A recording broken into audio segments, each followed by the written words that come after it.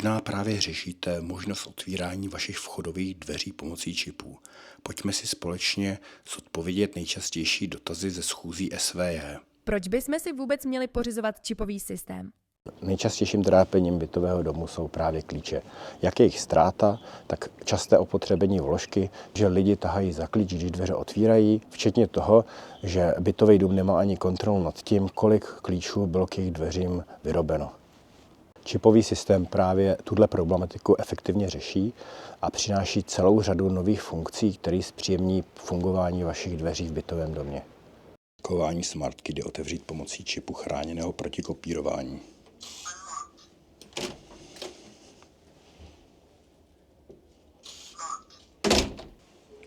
Nebo pomocí PIN kódu.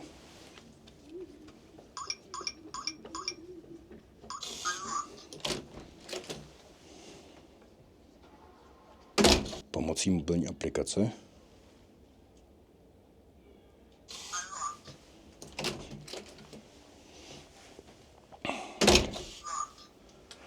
Čipy tedy jde kontrolovat a blokovat, ale jak probíhá správa systému? Správu systému SmartKey může provádět přímo SVJ, anebo můžete využít služeb našich servisních partnerů, kteří připravují čipy přímo na svých provozovnách, vy si tam můžete vyzvednout, anebo vám je zašlou pomocí poštovní zásilky. Kování SmartKey se spravuje pohodlně pomocí mobilní aplikace SmartKey. Díky ní můžete ze zámku stáhnout jak historii průchodu, zablokovat ztracené čipy, anebo si zkontrolovat aktuální stav vašich baterií. Co když nám vypadne proud v domě? Dostaneme se domů? Díky tomu, že naše kování funguje právě na baterie, tak vás netrápí výpadky z proudu 230 V. Naše zámky autonomně fungují i při výpadku a pokud baterie jsou vybité, lze vždy otevřít dveře.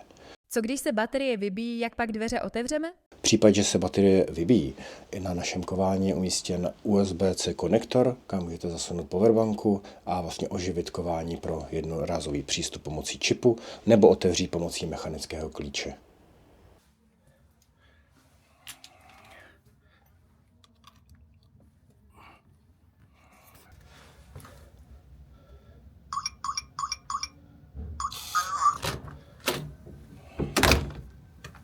Máme domovní telefony, budeme moci otvírat z bytů dveře? Také napojení domovních telefonů je jednou z důležitou funkcí vstupní dveří do bytového domu.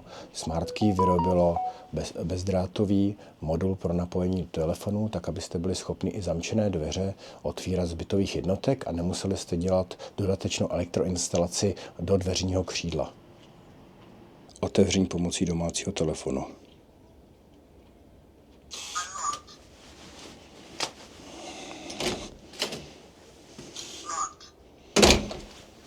Chceme, aby bylo zamčeno a nikdo se nám nevloupal do domu?